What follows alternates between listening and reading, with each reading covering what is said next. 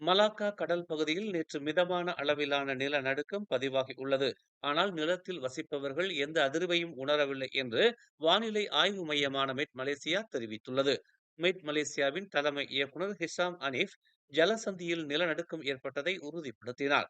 தனித்தனியாக ஜொகூரில் உள்ள பத்து பகாட்டில் உள்ள செமராவில் பிற்பகல் 1:57 மணிக்கு 2.9 ரிக்டர் அளவிலான ஒரு சிறிய நிலநடுக்கம் ஏற்பட்டது. இது கடந்த வாரத்தில் சிகாமாட் மற்றும் யோங்பெங்கில் ஏற்பட்ட 6 நிலநடுக்கங்களைத் தொடர்ந்து ஜொகூரில் 7வது நிலநடுக்கத்தை ஏற்படுத்தியது.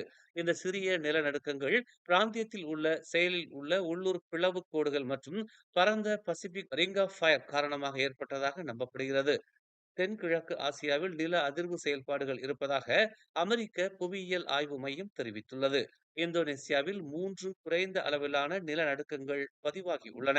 மேலும் செய்திகளை தெரிந்து கொள்ள தமிழ் மலர் நாளிதழை பாருங்கள்.